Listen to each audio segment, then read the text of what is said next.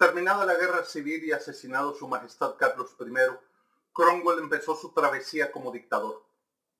Desde ese preciso día, Oliverio vio a casi toda Inglaterra volverse contra él, y sin esa tropa disciplinada y fanática que lo protegía, pronto habría sufrido la misma suerte que el rey. Para empeorar las cosas, surgieron dificultades dentro de esa tropa de partidarios. Cuando los Costillas de Hierro habían ido a la guerra, se les dijo que restaurarían el paraíso en la tierra, es decir, que tendrían libertad, igualdad, fraternidad y especialmente el compartimiento cristiano de los bienes, es decir, el fruto del saqueo. Pero en lugar de ese final idílico, la guerra continuaba con su disciplina y sus privaciones. Entonces esas turbas convertidas en carniceros profesionales, los Costillas de Hierro, se convirtieron en niveladores y decidieron tomar la parte que era suya. La represión de Oliverio fue inmediata e inflexible. Así como Robespierre, solo 150 años más tarde, golpeó a los exagerados, Cromwell ahogó a sus adorables compañeros en sangre y recuperó su imperio sobre lo que quedó de ellos. Bienvenidos a nuestros videos sobre actualidad política e historia.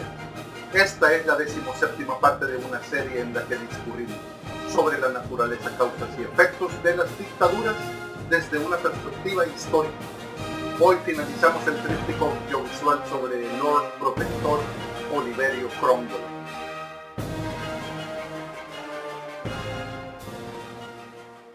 Recuperó Cromwell de nuevo así en sus manos su instrumento para continuar su carrera apocalíptica.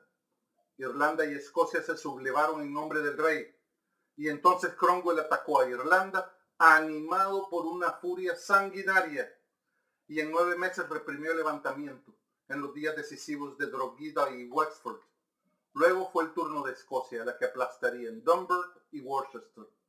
Así Cromwell ha derrotado a todos sus enemigos. Él reina. Se hace llamar entonces Lord Protector. Él tiene todo el poder. ¿Qué va a hacer? Salvo un recrudecimiento de la represión cruel y salvaje en contra de los blasfemos y los católicos, nada. Literalmente nada. No sabe qué régimen adoptar. Él dice que una organización que recordaría el poder monárquico sería muy práctica y establece entonces un gobierno militar que parece mucho peor para la nación que el absolutismo de Carlos I. Cuando los descontentos dicen, luchamos para que la nación pueda gobernarse a sí misma de acuerdo con su elección, Cromwell responde con una impotencia llena de angustia. ¿Pero dónde encontraremos esta elección? ¿Entre los episcopales, los independientes, los presbiterianos, entre los igualitarios, los anabaptistas? ¿En cuál de todas estas sectas? La debilidad de la dictadura inglesa se revela entonces en esta patética respuesta. Pero debemos encontrar la ironía suprema de esta aventura, que no faltó en el hecho de que las principales dificultades que encontró el protector vinieron del Parlamento. Cromwell había llevado a cabo esta guerra civil solo para obligar a Carlos I a gobernar con el Parlamento, y ahora él mismo reconoce que era imposible llegar a nada si se inclinaba ante esta institución. Con su resolución habitual y sin molestarse con el precedente aún presente en todos los recuerdos, apoyado por sus tropas y especialmente por su reputación militar, entró en Westminster el 20 de abril de 1653 y con su voz aguda dijo, «Ven, ven», dijo a los diputados asombrados, «tenemos suficiente, pondré fin a su cháchara. No está en el interés de estas naciones o del bien público que sigan aquí más tiempo. En nombre de Dios declaro que disuelvo este Parlamento». Los diputados se separaron sin mostrar la menor resistencia y Cromwell burlonamente colocó el famoso letrero en la puerta del vestíbulo. Se alquila habitación sin amueblar. Pronto, sin embargo, se encontró solo. Tan solo en medio de un país dividido que pronto abandonó cualquier intento de aplacar interminables y bizantinas disputas y en su desesperación decidió convocar nuevamente al Parlamento. Una nueva decepción. Cada vez que apelan los diputados a adoptar medidas para restablecer el orden, su mayoría disminuye. Los ataques en su contra se vuelven más vívidos. Y cada vez el protector encuentra solo la incompetencia, la mala voluntad, la ligereza de esa asamblea. El lobo convertido en pastor solo piensa entonces en morder. Una segunda sesión dura solo 10 días. Y el 4 de febrero de 1658 los diputados convocados lo escuchan decir: «Todo esto solo sirve a seguirle el juego al rey. De todo esto no puede surgir sino confusión y sangre. Creo que es hora de que terminen sus sesiones y disuelvo este parlamento. Que Dios juzgue entre ustedes y yo. Esta es la última declaración pública de Oliverio Cromwell. Está ya al final de su fuerza y de su vida.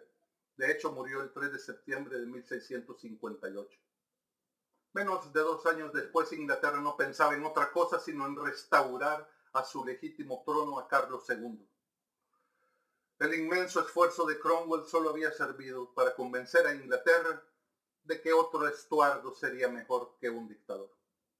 Cromwell había ido a la guerra en nombre de la libertad contra el absolutismo y habiendo tomado el poder, había visto que podía preservarlo y ejercerlo solo por la fuerza, de acuerdo con su fórmula.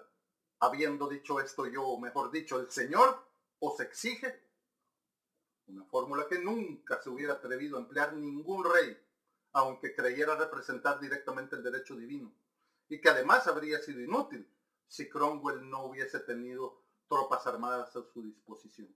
La prueba es que cuando el tranquilo Richard Cromwell sucedió a su padre y demostró hasta el absurdo que era demasiado cortés como para masacrar a aquellos que no eran de su opinión, entonces todo el sistema de Cromwell se derrumbó como una casa de naipes e Inglaterra regresó a la monarquía de los Estuardo. 14 años de desorden, guerra civil, masacre y tiranía solo habían servido para fortalecer la monarquía al hacerla aparecer 1000 veces preferible. Desde entonces los ingleses han podido tal vez cambiar su dinastía, pero ya no se rindieron a un héroe de los costillas de hierro o cabezas redondas. En el próximo capítulo conversaremos desde la perspectiva del dictador que en realidad fue sobre el duque de Fossac, par de Francia, Armand Jean Duplessis, cardenal duque de Richelieu.